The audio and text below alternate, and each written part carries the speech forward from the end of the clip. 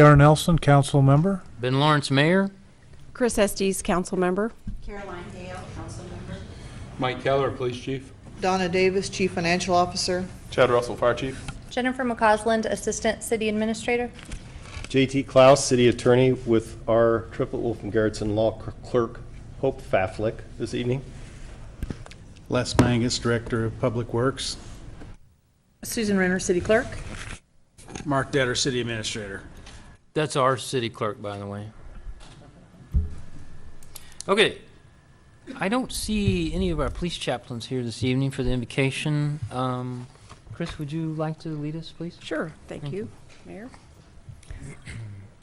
Please bow your heads. Dear Heavenly Father, thank you for bringing us together as a community. Thank you for all the blessings you've bestowed upon our lovely city of Andover and all of our residents. Thank you for keeping us safe, and please give us the wisdom tonight to make the right decisions. In your name we pray, amen. All right. Would you stand with us for the Pledge of Allegiance? I believe we have a couple members of Troop 584 here this evening that will lead it for us.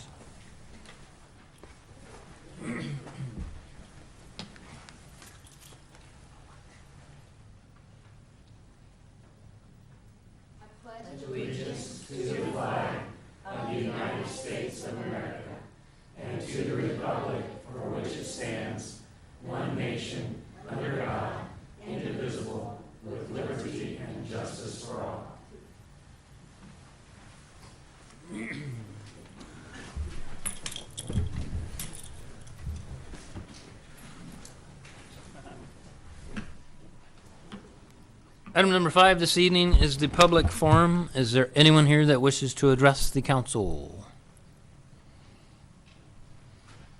Once again, item 5 is the public forum. Is there anyone here that wishes to address the council?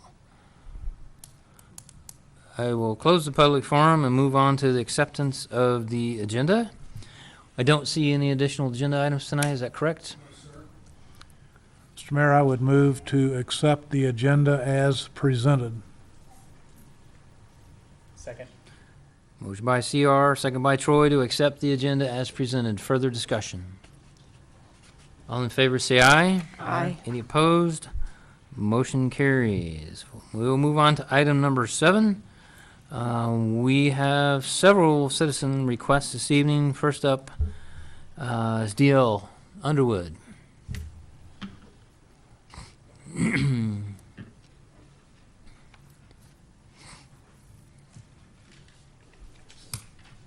Thank you.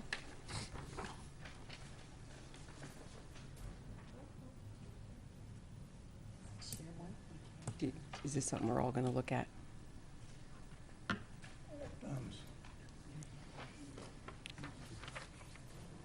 Perfect. It's okay, I've seen it. That's all right. Here, I'll share mine here. I do want you to hand one to the city clerk there, if you can too, please. She's behind you, yeah.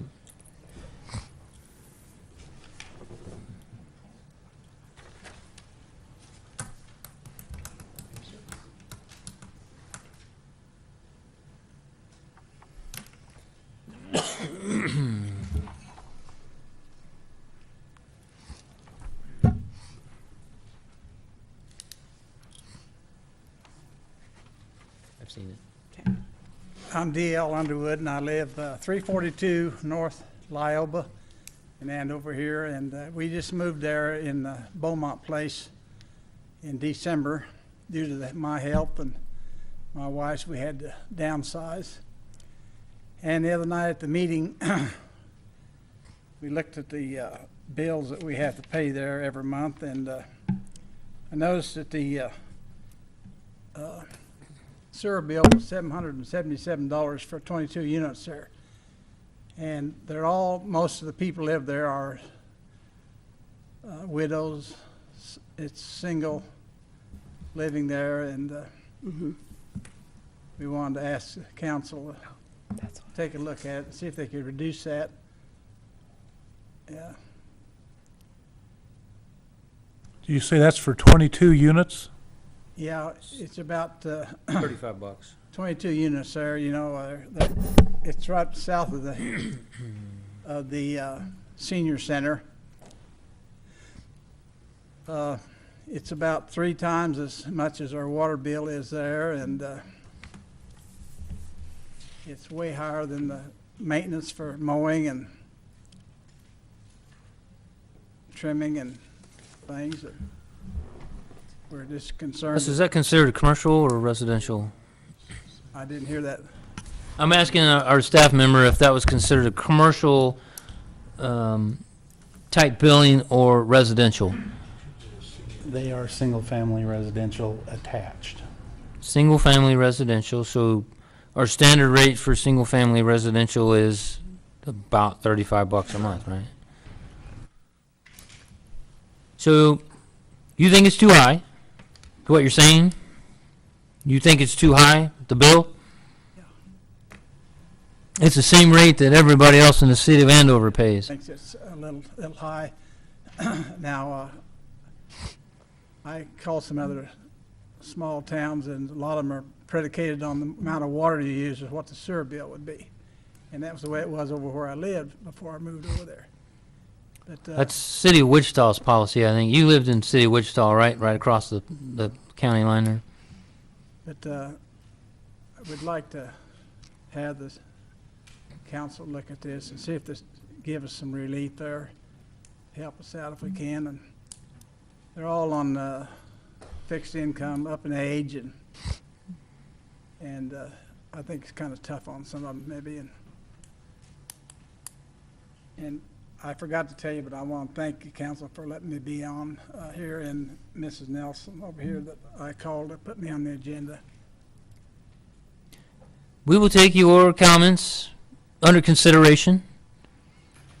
We haven't looked at our sewer bills and our charges for sewer in quite a long time. As many of you know, we embarked on a rate increase about 9 to 10 years ago in anticipation of having to build a $20-some million sewer plant upgrade. So they have gone steadily up over the last decade, for sure.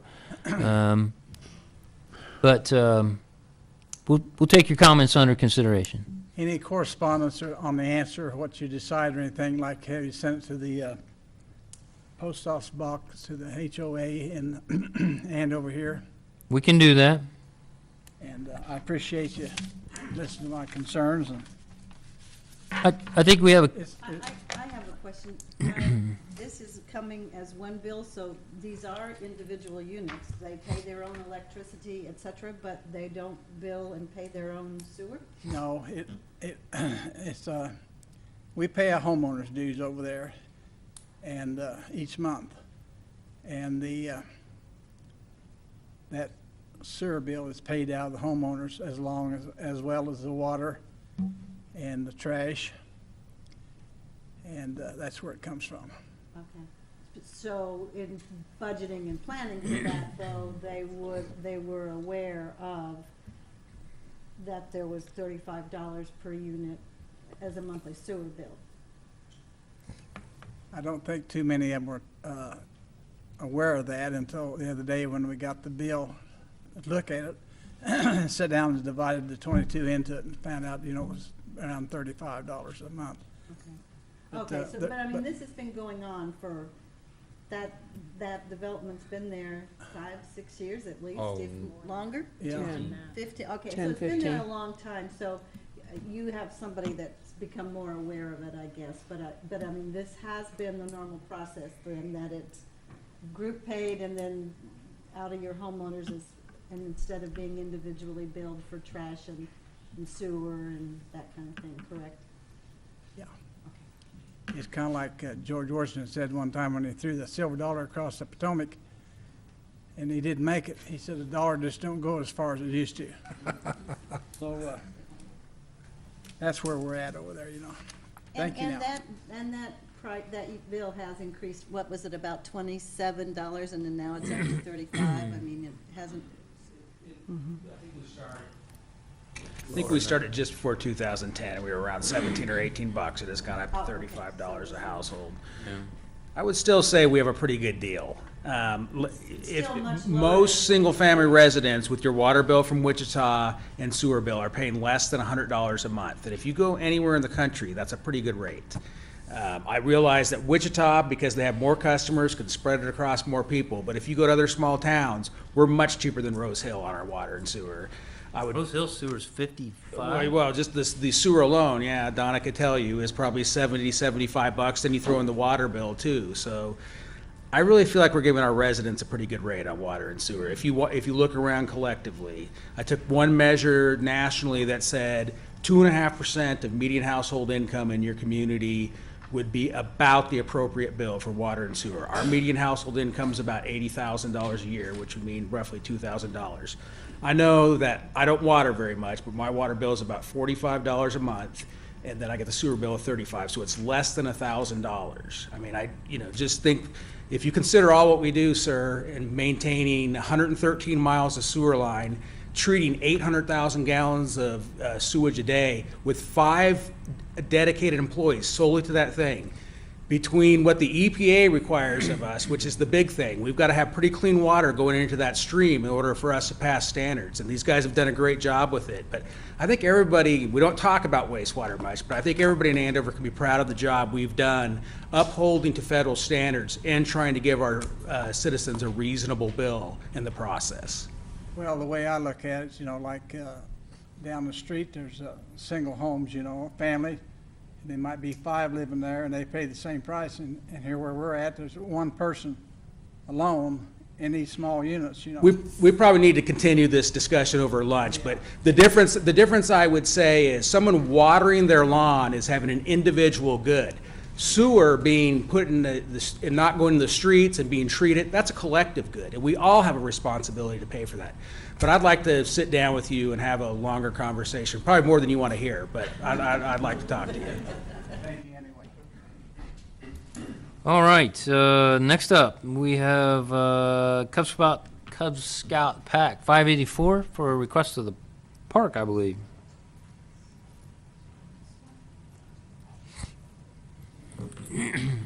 I'm Darren Schuster. I'm representing Cub Scout Pack 584 out of St. Vincent de Paul. And we're requesting permission to camp out in Central Park on October 7th for our annual Cub Scout camp out.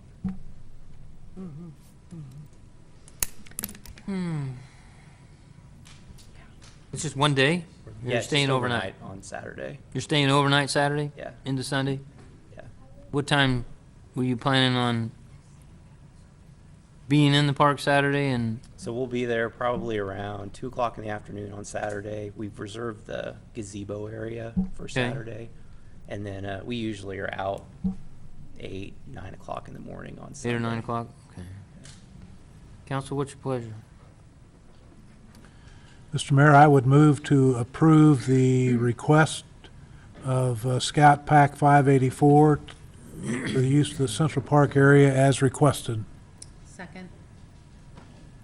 Okay, we have a motion and a second to approve the use of Central Park by Cub Scout Pack 584 on the October 7th and 8th. Further discussion? All in favor, say aye. Aye. Any opposed? Motion carries. Note of warning there, we might have some construction activity going on in that park still. I don't know, but we do want you to avoid that. And obviously, your troop avoid that. And coordinate your activities with police or fire. He's going to hand you a card there. We might make a few patrols, make sure you're safe. All right. Thank Thanks. you, guys. All right, we have a street closure request on September 17th. Yes, sir. My name is Mark Benson. I'm 1226 West Quail Crossing Court. And I'm also here from St. Vincent de Paul to request a street closure. This is the same street closure you've done for the past 3 or 4 years now, and it is up there on the screens. This is our annual fundraiser for the St. Vincent de Paul Society, and we are requesting partial street closure for Douglas, Chapel, and First Streets.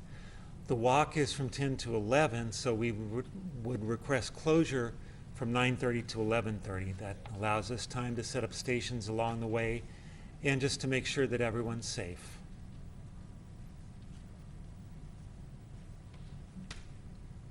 Mr. Mayor, Sure. I'll make a motion to approve as presented. Second? Motion by Sherry, second by Chris to approve the street closure for the poor as presented here this evening on September 17th. Yes. Further discussion? All in favor, say aye. Aye. Any opposed? Motion carries. Thank you all. You. We will move on to item number 8. As many of you know, we had a special election on August the 1st. We have a new city council member I'd like to swear in this evening. This will fill the remainder of the term to November of 2019. With this term expiring now, since it changed to January 14th, is that right? The election will be November 2019, but there won't be a changing of the council To member until January. January of 2020. Okay, all right.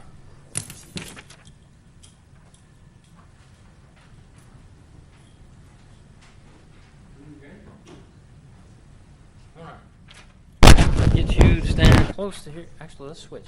Okay. You can face everybody. Okay. I want you to raise your right hand. Repeat after me. I state your name. I, Greg Schneider, Do solemnly swear do solemnly swear that I will support the Constitution of the United States of America, that I will support the Constitution of the United States of America, the Constitution of the State of the Kansas, Constitution of the State of Kansas, and ordinances of the City of Andover, and ordinance of the City of Andover, faithfully discharge the duties as a city council member to faithfully discharge the duties of a city council, of the City of Andover, City of Andover, so help me God. so help me God. Welcome. Thank you. You bet. I have a chair up here for you.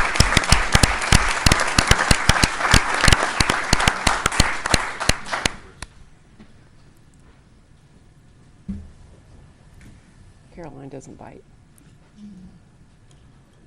That turns your mic on. Okay. Okay.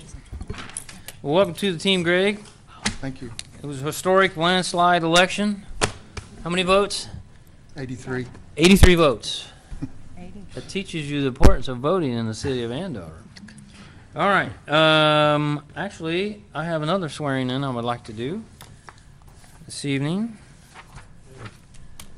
With Officer Elizabeth, I believe you go by Annie, right?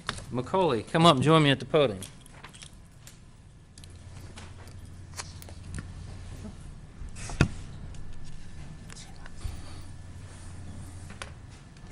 Okay, you have to repeat after me. I state your name. I, Elizabeth McCauley, Do solemnly swear that I will support the Constitution of the United States of America, do solemnly swear that I will support the Constitution of the United States of America, the Constitution of the State of Kansas, the Constitution of the State of Kansas, and ordinances of the City of Andover, and ordinances of the City of Andover, and faithfully discharge the duties as police officer and faithfully discharge the duties as police officer of the City of Andover, of the City of Andover. so help me God. So help me God. On my honor, On my honor, I will never betray my badge, I will never betray my badge, my integrity, my integrity, my character, or the public trust. my character, or the public trust. I will always have the courage to hold myself I will always have the courage to hold myself and others accountable for our actions. and others accountable for our actions. I will always uphold the Constitution of the United States I will always uphold the Constitution of the United States and of the State of Kansas, and of the State of Kansas, my community, my community, and the agency I serve. and the agency I serve. Welcome. Thank you. You're welcome.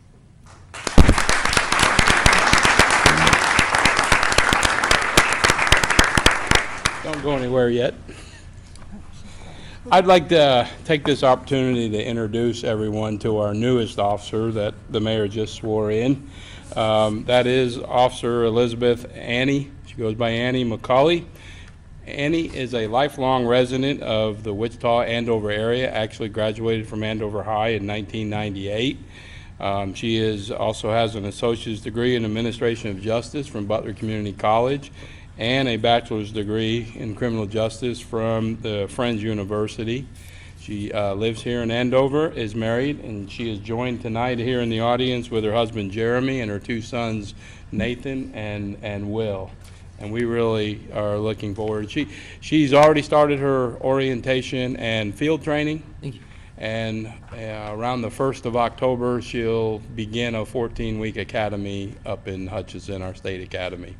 And we hope to have her all trained and on the street sometime in probably around March or April of next year. But welcome. Excellent. All right. We will move on to item number 10, which is the consent agenda. That's items 10.1 through 10.11. Is there a motion to approve those? So moved. Second. Motion by Chris, second by Troy to approve the consent agenda as presented. Further discussion? All in favor say aye. Aye. Any opposed? Motion carries. Brings us to, I think, the most exciting item of the night. Sorry, Chief.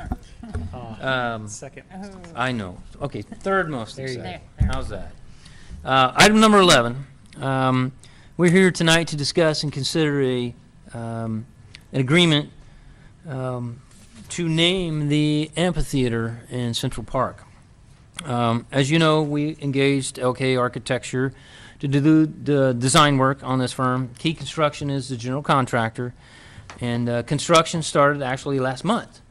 We're hopeful to have some, most of it, at least the stage structure, I should say, done by Greater Andover Days. So, as a lot of you recall, we've been working on this concept, I guess, for the better part of 2 decades.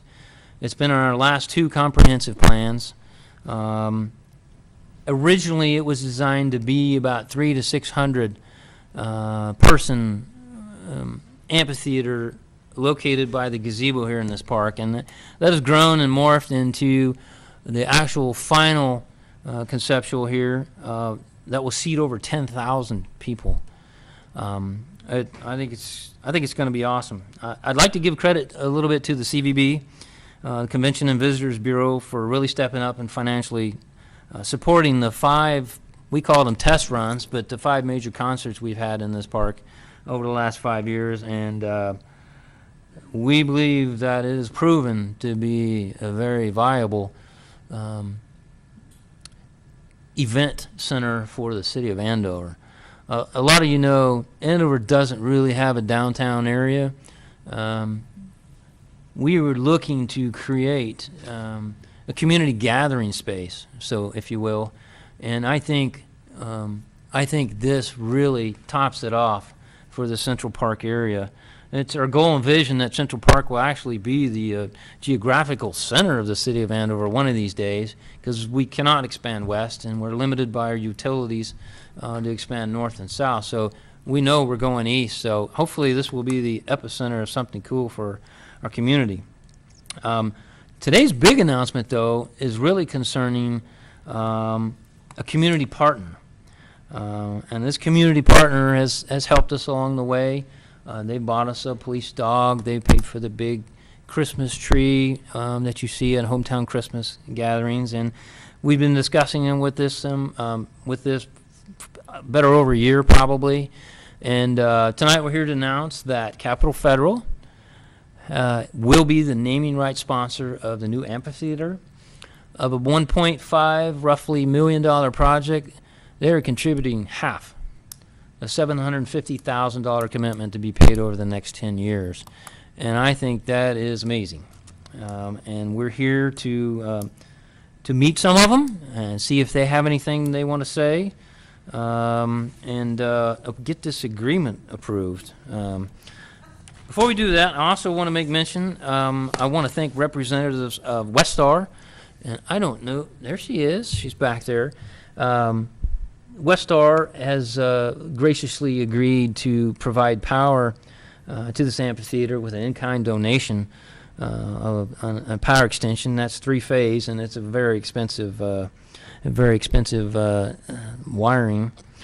So the official name is the Capital Federal Amphitheater, powered by Westar. So anybody from Cap Fed here? I see you sitting in the back. Would anybody like to say anything?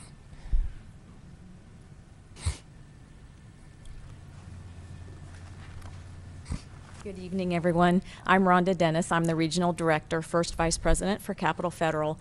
And I have to tell you that I just found out about this recently. I know this has been in the works for a while, but I think they wanted to keep it quiet until we made sure that everything was approved. But I can speak for the bank and for the employees. We are so excited about this. You know, we opened up our branch in February of 2010. We were really excited to come into the Andover community, and now here we are 7 years later, and I'm really proud of what the company is putting forth in the city of Andover. I think this proves our commitment to the community. Our employees work here, they live here, we have customers who live here, work here.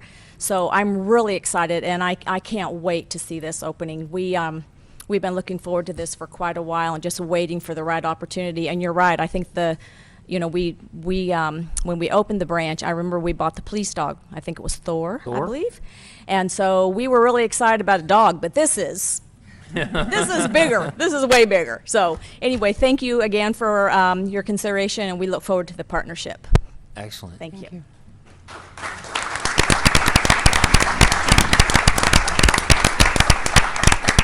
Any comments, Bridget? I would tell you before she steps to the podium, we first were introduced when we were doing the power line burial project on Andover Road. Let me tell you what, Westar really stepped up to the plate on that project for us, and I think it looks beautiful going up and down that road. So this is the lady to thank if you like that project. Thank you. I'm Bridget Bowman, Business Manager for Westar Energy, and every time I drive down here, I'm like, oh, look at this. I don't care who I'm with. Doesn't this look great? So I think it's fantastic as well. And Westar is really excited to partner with the city of Andover, the Andover community, in bringing this positive source of energy to your amphitheater. We look forward to many, many great partnerships in the future. So thank you for letting us be a part of it. Excellent. Thank you.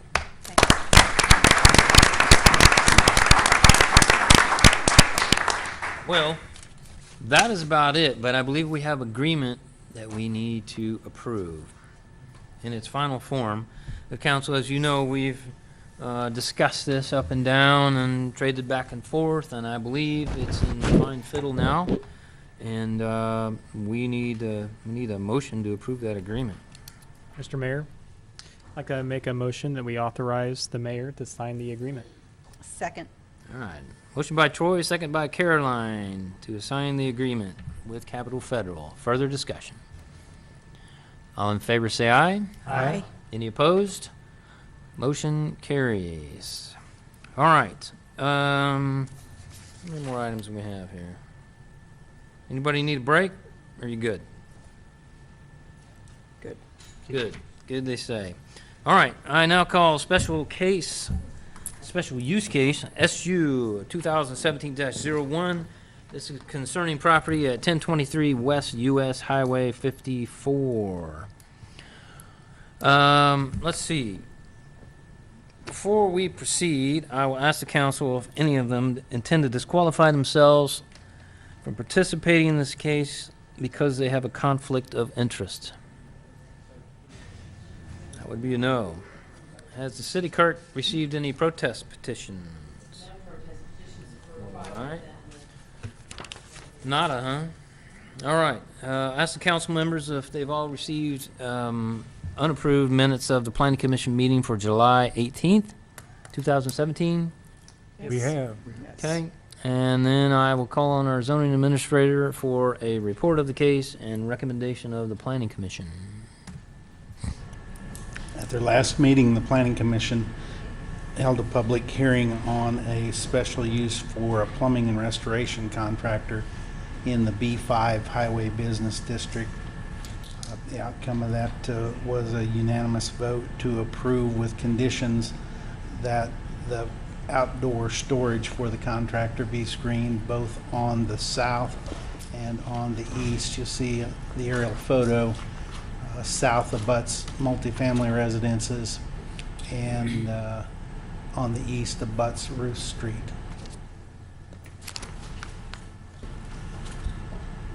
Yeah, okay.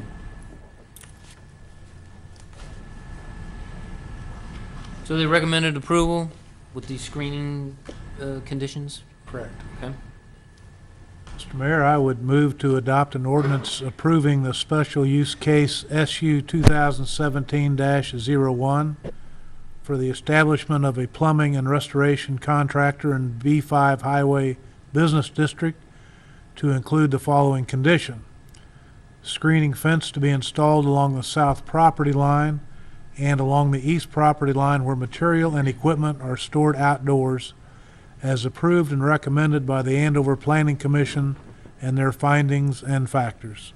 Second. All right, we have a motion by CR, seconded by Sherry, to approve special case SU 2017-01 as presented. Further discussion? All in favor say aye. Aye. Any opposed? Motion carries. We will move on to item 13, the Yorktown Street Engineering. Mr. Mayor, as you know, we've been talking about studying improving Yorktown from Kellogg to Douglas Avenue. Jeff Lackey with Trans Systems is here to talk about their proposal for the study and potential design of that road. That's kind of the next step in the development and working with the property owner to get the proper right-of-ways dedicated. And our city engineer, Steve Anderson, is here to speak as well. Steve Anderson, city engineer. I'd just like to make a brief introduction to the project, and I'd say first that it's really hard to generate excitement for an engineering project after the amphitheater, so I'll just... I'm excited for this road because it complements this amphitheater. Yes. We need this road. I will substitute brevity for excitement. This has been in the planning for a long time. Some of you may be more familiar than others, but I'd say 10 years, 15 years. It's been hot and cold, and what's happened is we've had some development pressures come together. South Kellogg, the school bond issue, and we've had some interest in platting between Central and 13th. So we have spent quite a bit of time, much more so than usual, negotiating with Trans Systems to come up with a scope to address all the potential outcomes of the design and inputs from stakeholders. And I would draw your attention to the fee, if you hadn't noticed, $1.1 million. That's a very substantial fee. It does reflect the complexities of the projects and a number of the alternatives. And with that, I'm going to turn it over to Mr. Lackey of Trans Systems to explain further. Thanks, Steve, and good evening, Mayor and Council. I'll make sure, okay, good. This is kind of a wider view. I'll zoom in because this is a little bit harder to see, but Steve kind of did a good job highlighting the overall aspects of the project. I want to spend a little bit more time going through how the contract is structured and what the commitments will be from the city at this time. But as Steve mentioned, we're basically going to take a look at Yorktown from Kellogg all the way up to 13th Street from a planning perspective. Obviously, there's some short-term needs between Kellogg and Douglas with the development potential that is there. I know the city's gotten interest on some new developments with the progression of the Kellogg projects through East Wichita. That's increasing traffic. The amphitheater, the school bond with their upgrades of the football stadium, the tennis courts, and even potential development interest north of Central.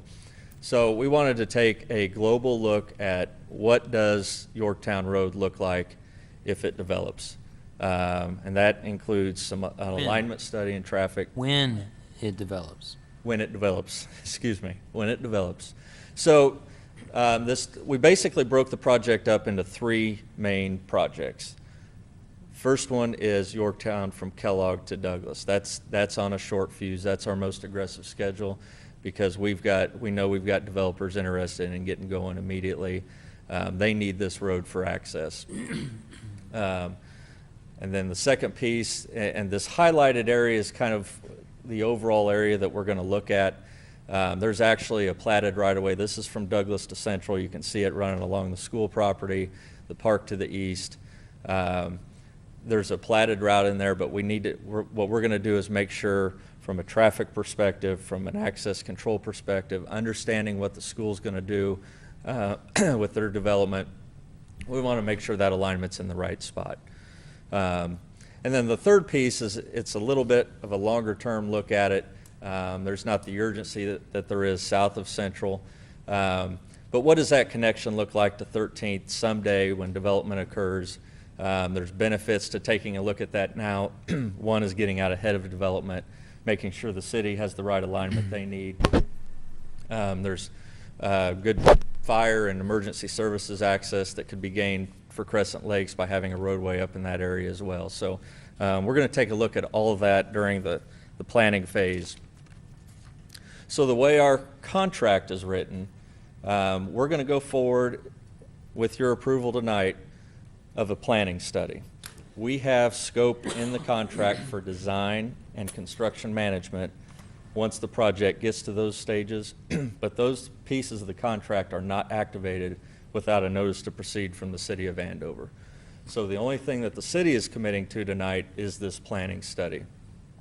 The elements in that planning study, I mentioned some of them. We're going to make sure we're consistent with the comprehensive plan, the US 54 corridor plan, school district's bond issue, and any other studies that are out there.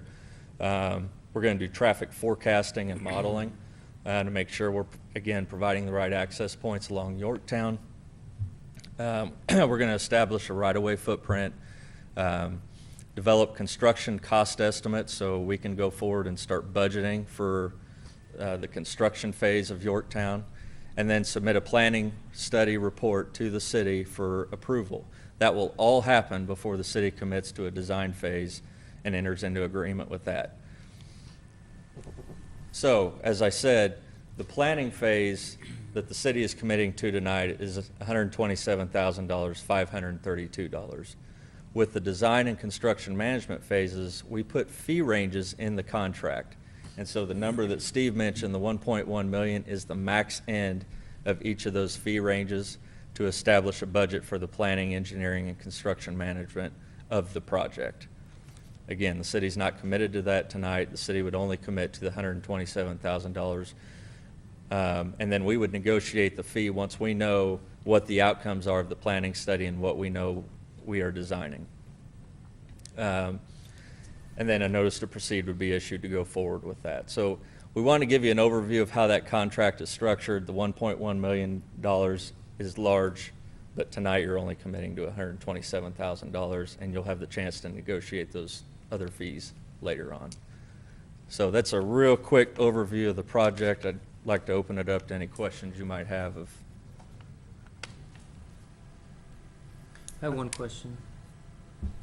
Is it our goal in our Parks Master Plan to connect the 13th Street Park with Central Park along this road?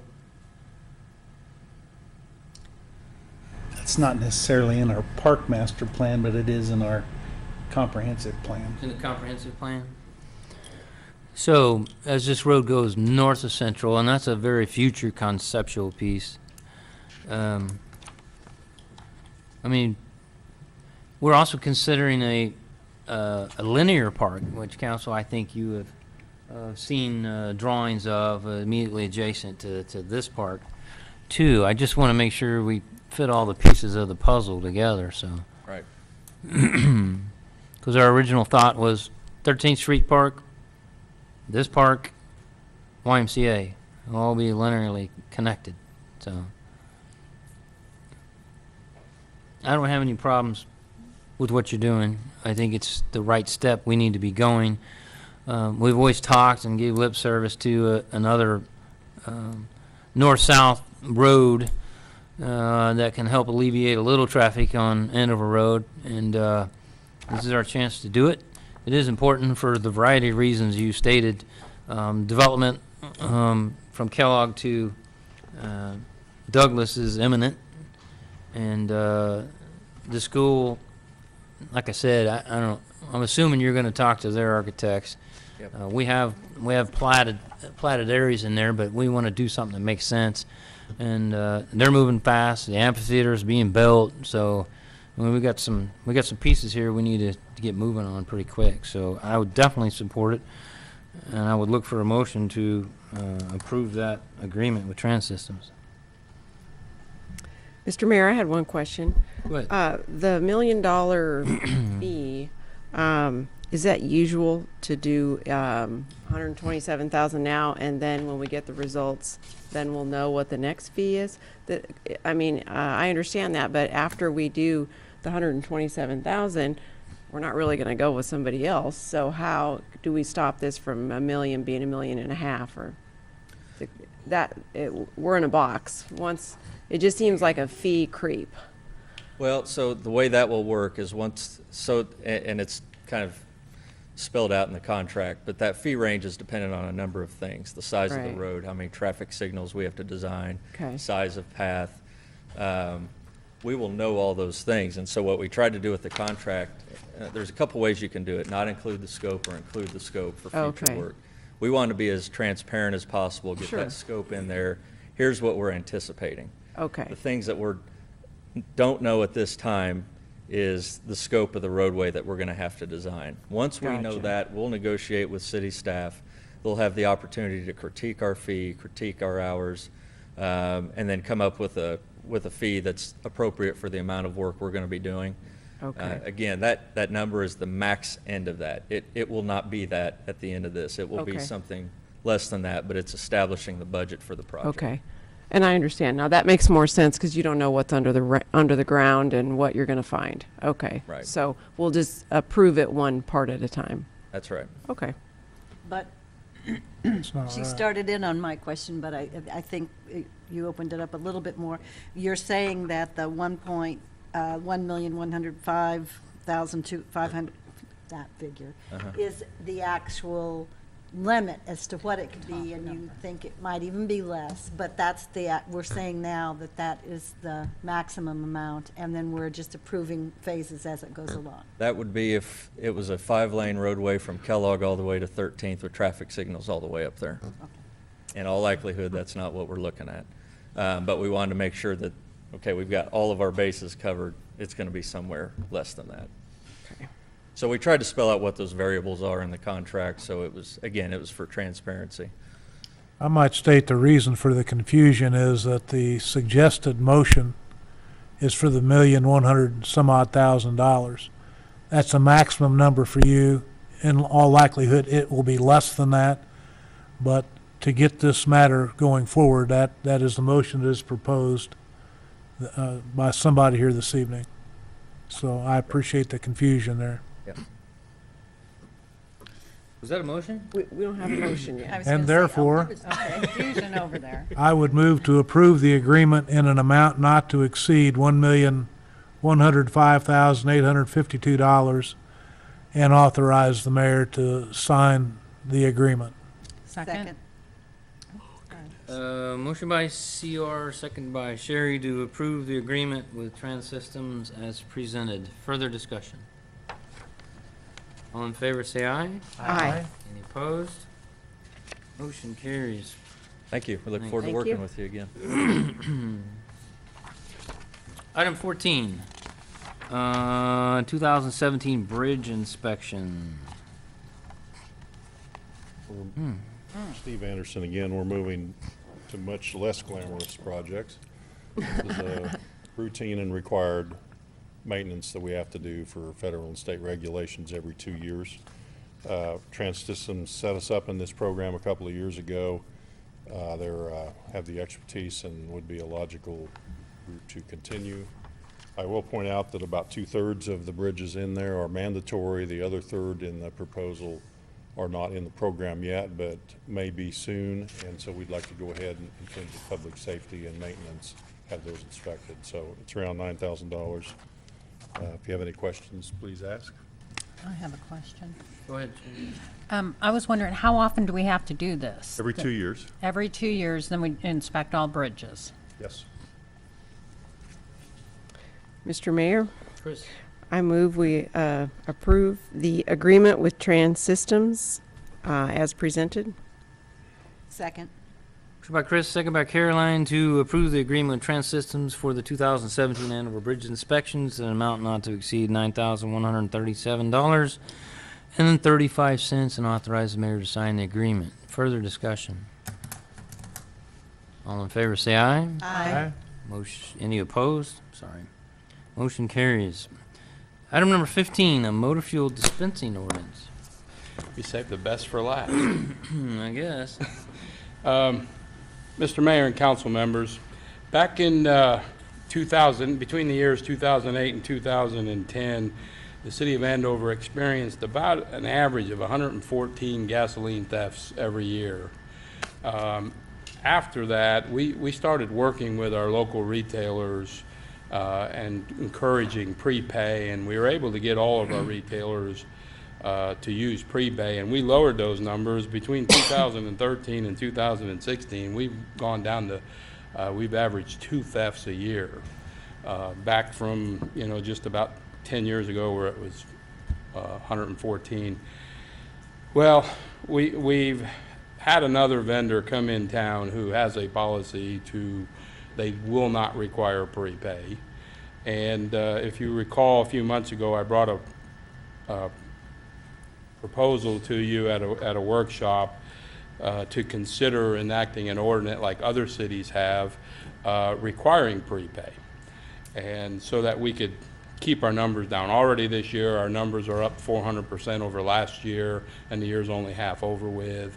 So you instructed us to bring back an ordinance like that, but I got some feeling like there might be some council members reluctant to tell a business how to run their operation.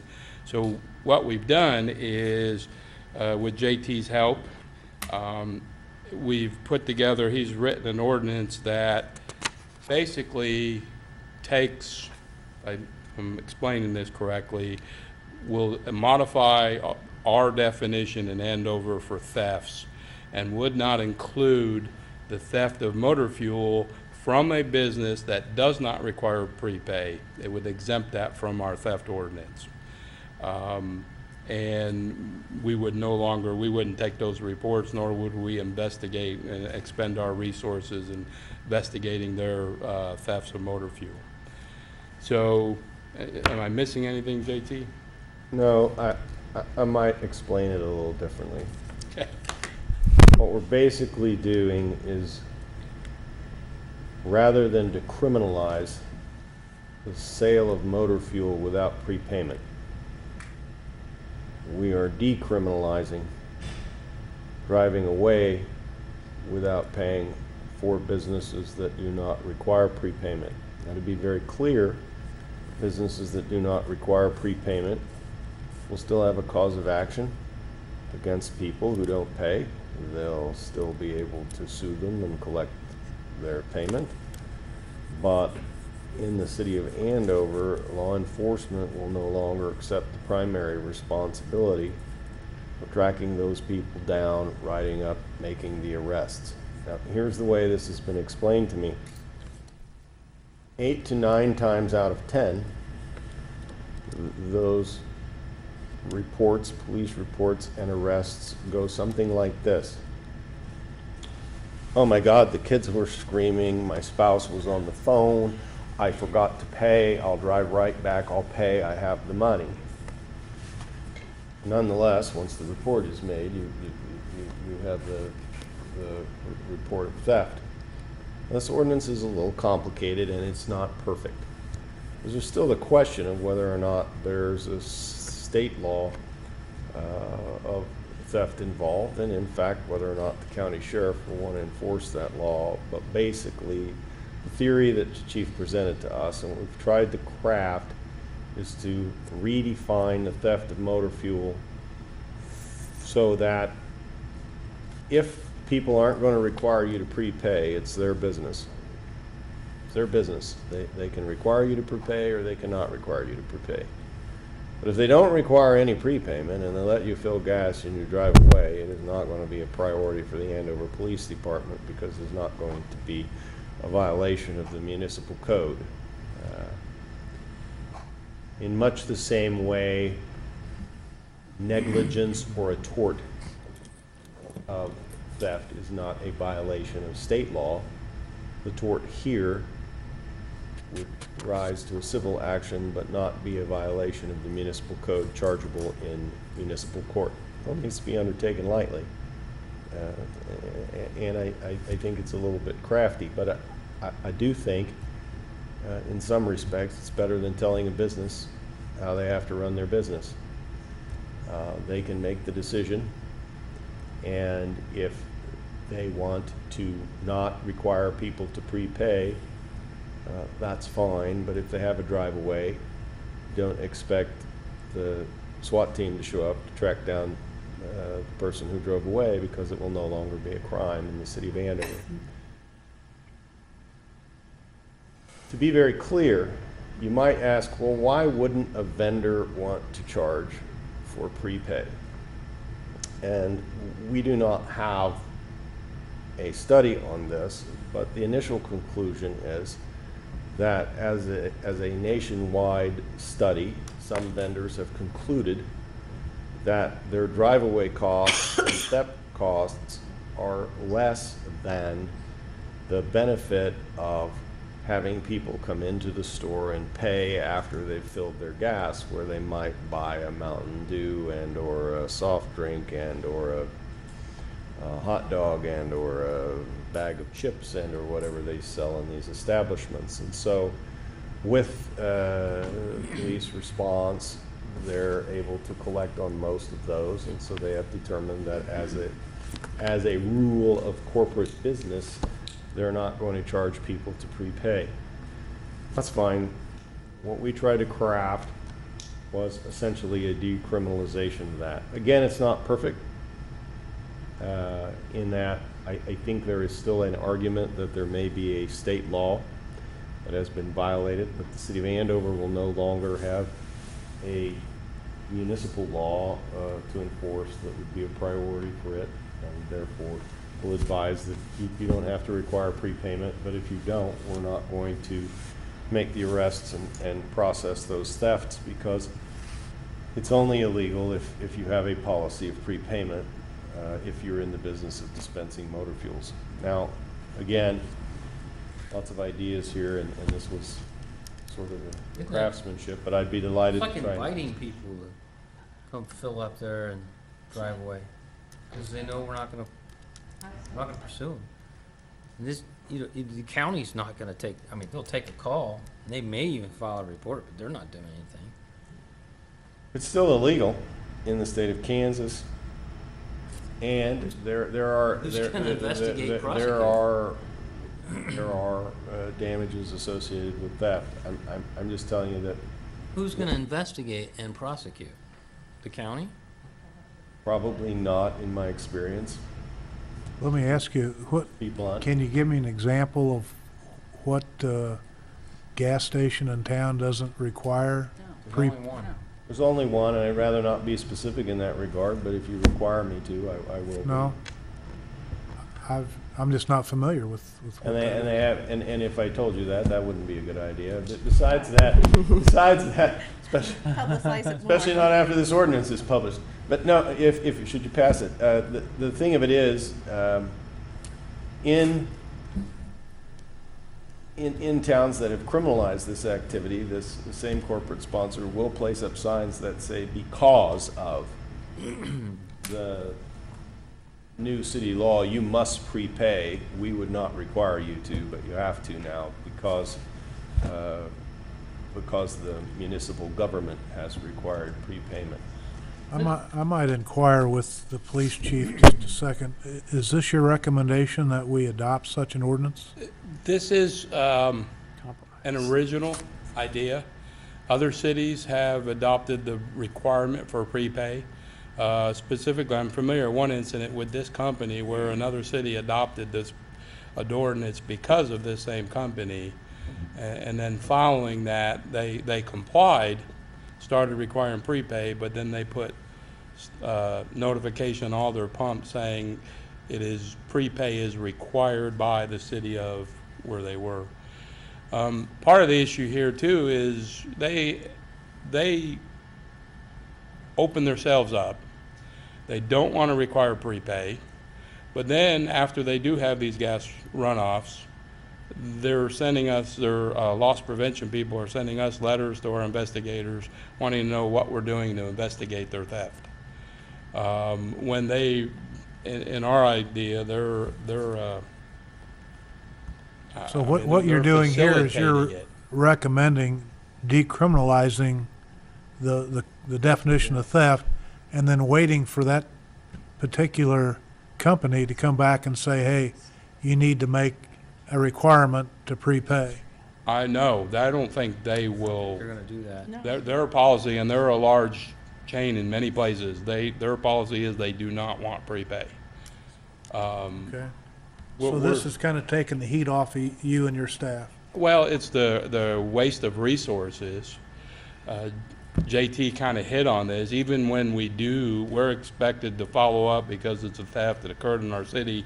And then when we do, person says, well, I just forgot, we've lost our intent. Unless we can show some type of proof of intent, such as a concealed tag, those kind of things, we have no case. But we're Okay. obligated on these to proceed. Fair enough. And 9 times out of 10, we're not going to get any charges. Let's recapitulate To be clear, previous because ordinance. I would like to too, I'd actually like to address that because I was not asked the question. This is an accommodation. If you ask me what my recommendation is to criminalize the dispensing of motor fuel without prepayment. So Say that again? if you'd ask me what my legal recommendation is, because I believe it to be bulletproof from an enforcement standpoint, my recommendation would be to criminalize the dispensing of motor fuel without prepayment. In other words, to just simply make it unlawful like the other cities have as it relates to dispensing motor fuel as a business without requiring prepayment, because it results in so many incidences of theft. So you're asking for my legal recommendation. My legal recommendation to you would be, if you want to stop this, you simply make it unlawful for them to dispense motor fuel without prepayment. That would be my recommendation. But I believe this accommodation satisfies the enforcement issues associated with the current municipal code and does not require the stations to demand prepayment. In my mind, this is no different than if Dylan's put out some stuff to sell and a for sale sign in the front sidewalk and someone walked up and picked it up and left and didn't pay for it. There's no difference in my mind between that and someone gas and going. And I don't think that we would, I think this is a terrible idea to try to go down this road where we say it's okay to steal, because that's what we're saying. And it might not be word for word, but it certainly seems to me that's what we're saying. I think before, when we talked about an ordinance that would criminalize it to force them to prepay, that makes more sense. But I still feel like then, if you're doing that, then I guess we should take everything out from in front of Atwood's and everything out from in front of Ace Hardware and Dillon's, because it's the same thing. We're not saying, okay, to come look at this or pick it up or move it around or whatever. You don't have to prepay for it. You can just go look at it, pick it up, whatever. And there is an opportunity to steal, just as there is with filling it with gas. So we have, 8 so far this year, which is terrible in itself, but thieves will be thieves. And I don't think that it's been as big of an impact in our city. And I don't think either one of them, is my opinion, by the way, right? So I don't think either way is the way to go. All we're doing is adding more laws that stop companies from being able to sell. And if they have a study that shows that if you don't have to prepay at the gas pump and you go in and you sell more, then okay, so we have 8 more cases this year. I mean, that's kind of the give and take. Or we could just say, you know what, if you don't do it, then you can't move to our city and build a store here. And we're not going to do that either. So this whole thing to me stinks. And I just, there was no way I could support anything like this. It's because of those comments that we brought this other alternative to you. I was asked my recommendation, and I totally concur with JT. I think the right thing is to do is to make it require prepay, as other cities have done. It's a matter of, it's not just our statistics, which this will have an impact. It's 8 right now, 16 by the end of the year. The year is only half over. That's a significant number increase to our thefts. It goes to the stats. If you see the report that I put in the event memo, one of the last items was the great number statistics that we had for last year that just got released today by the KBI. I guess what I would rather Those see impact that. And I understand all that, and I agree with it 100%. And instead of saying, "Hey, you can't do the business the way you want," I know that with the fire department, if you have false fire alarms or multiple fire alarms, at some point they start charging you for those. I would rather see something like that, where if they continue to do something on purpose that is allowing this type of thing to be more prevalent, then maybe would say, "Okay, well, listen, you know the right thing to do. You're not going to do it. You're going to keep calling us. We're going to charge you for it." That would be more of in my mind, at least at this moment. That's The point of this, though, is also a drain on our resources, because they're expecting us, when they facilitate, they allow this to happen. And our numbers have shown, when we require prepay, our numbers drop down to 2 a year, when they were over 100 a year prior to us going around and working with the other companies, the other retailers. I know. But it also, we're expected to follow up on these. That's wasting, in my mind, we are wasting resources, our investigative resources, on following up on these type of activities when they facilitate, when they people allow don't it lock to their happen. cars, but somebody breaks into their car and steal their stuff. Do we just say, "Sorry, you should have locked your car"? We investigate all those, which is totally about do. 100% of our vehicle break-ins are unlocked vehicles, but we The still follow up. Chief, I have a question, and I appreciate what Troy is saying, but how about taking this back and doing a redraft along the lines of what JT and you are actually recommending, such as a required prepay or whatever it is, and bring it back? I think we would probably support that. I don't know. Let's. I have a comment. I do want to follow up, and then I'll let you comment. Did we ever draft that ordinance? Did we ever draft that ordinance? No, sir. We, after our retreat. Other communities have it, so it's easy to draft, right? Well, before we waste their time, Absolutely. Where's everybody at on this? Are you going to support a change of any kind, a change to require prepay, or a change to support this latest, greatest ordinance? I need to hear from everybody. We need to get a consensus of where you're going with this. Otherwise, we're wasting his time and our time. Mr. Mayor? Yes. Mike, yeah, I have a question to start off with. When you said you had this reduction, this was just because you met with these vendors and made this suggestion, and they all decided, yeah, that's a good idea, so they all do the prepay? Is that? Yes, that's correct. Okay. It was about 115 a year back in 08, 9, 10. And then because of those numbers, we went and worked with the individual, worked, and we got all of our retailers to go to the prepay. And our numbers went down to almost zero. We averaged 2 a year for the last 3 years because they do. It still happens. We had one incident where a lady actually went in and left her driver's license and then still drove off on it. And then we followed up on it, but So it's still, the numbers are small, very small. How are these places able to report their theft? Do they have cameras that have picked up tags, or how are they, if somebody has come in and Make a police report, just like you would. Well, right, but how are they even in identifying these people? That's my point. Are they? Sometimes they get a tag, some of them do have cameras, they'll call it in, we'll send an officer out, they'll take a report. But if they don't give you a tag, I just don't even know how you can investigate it. If Sometimes there is nothing that we can follow up other than a blue 4-door sedan. Right, okay. But sometimes there is a tag, and we send an officer out, take a report, the time there, the time later, writing the report up. You're probably talking a couple hours of time. And then any follow-up that's done, if there is tags. This group that you met with, and once they have gone to this prepay policy, I don't know if there was ever any follow-up, but are they all pretty satisfied with the improvement or the drop in theft, or was there ever any additional feedback from these folks? Not that I'm aware of. But nobody concerned that they are now doing that? Okay.